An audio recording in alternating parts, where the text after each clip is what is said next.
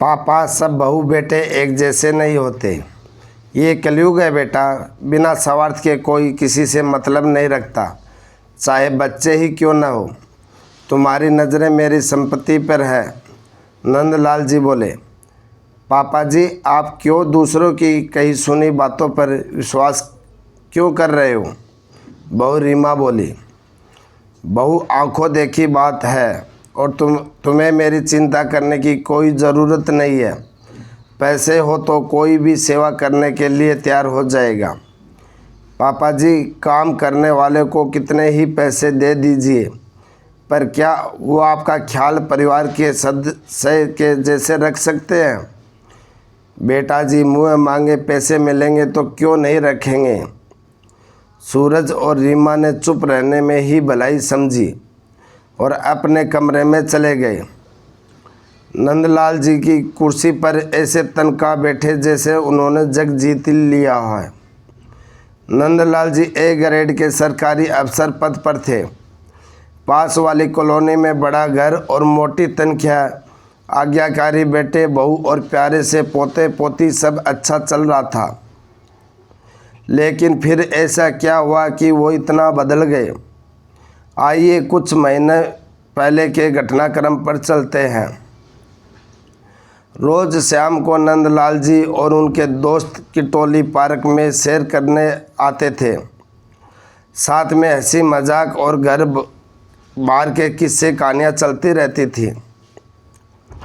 दीनदयाल, तुम चुप क्यों हो? बहुत दिनों से देख रहा हूँ, तुम्हारा ध्यान कहीं और ही रहता है। दीनदयाल जी को खामोश देखकर नंदलाल जी बोले, क्या बताऊं नंदलाल, जब से रिटायर हुआ हूं, बेटे बहू का हमारे साथ व्यवहार बिल्कुल बदल गया। जितनी पूंजी थी वो घर बनवाने में लगा दी। अब हाथ में एक पैसा नहीं और जितनी पेंशन मिलती है मेरी और सरला की दवाइयों के लिए भी पूरी नहीं पड़ती। बेटे से मदद की उम्मीद करो तो बहू उसे आंख दिखा देती है। मेरे घर का हाल भी कुछ ऐसा ही है। जिन बच्चों को हम अपने खून पसीने से पालते हैं, बड़े होते ही वो हमें आंख दिखाने लगते हैं। रामचरण जी बोले। शुक्र है मेरा बेटा बहू ऐसे नहीं है। नंदलाल जी गर्व से बोले। क्यों होंगे इतना बड़ा घर, ऊपर से मोटी तनख्वाह, तू दिल खोलकर उन पर खर्च भी करता है।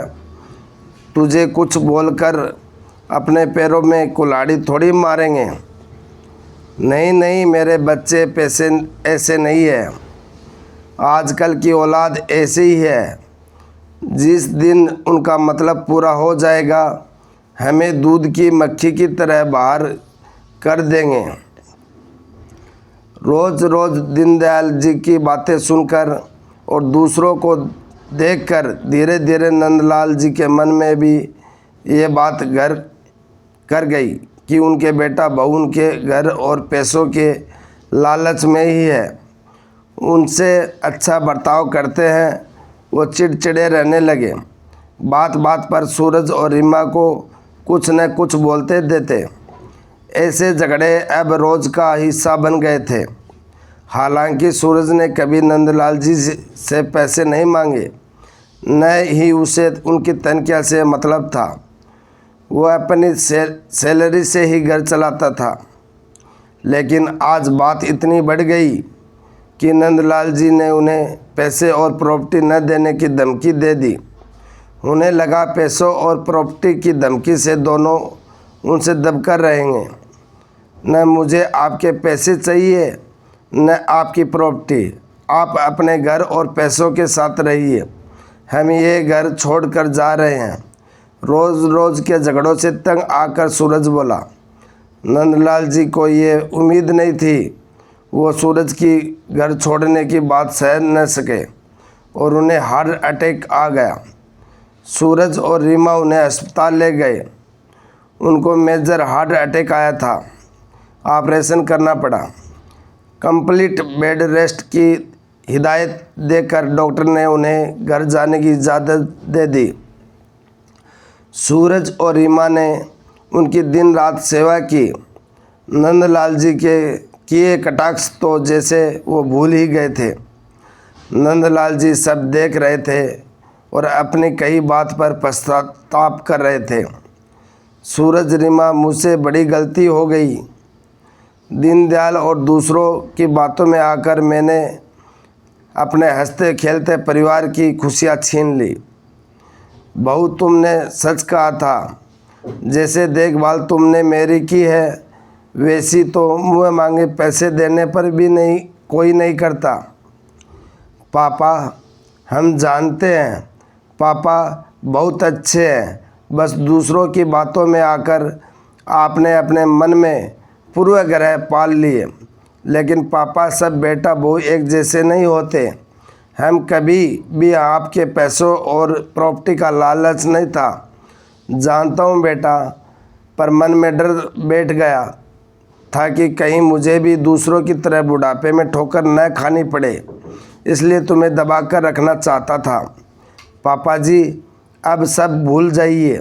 हाँ बहू, ऐसी बातों को मैं याद भी नहीं रखना चाहता और तुम्हें दोनों से वादा करता हूँ अब दूसरों की बातों में आकर अपने परिवार की खुशियाँ को ग्रहण नहीं लगने दूँगा।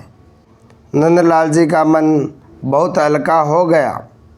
इतने दिनों से मन में रखा बेटे बहू के प्रति कड़वाहट का बोझ उतर जो चुका था। दोस्तों, ऐसी वीडियो सुनने के लिए हमारी यूट्यूब चैनल SK Sharma 2268 को सब्सक्राइब नहीं किया तो सब्सक्राइब ज़रूर करें और आपका कोई भी विचार है तो कमेंट बॉक्स में जाकर कमेंट कीजिए। बेल आइकन पर घंटी बजाना न भूलें ताकि आने वाली वीडियो की नोटिफिकेशन आपको सबसे पहले मिले। वीडियो को शुरू से अंत तक देखने के लिए आपका बहुत बहुत धन्यवाद दोस्तों।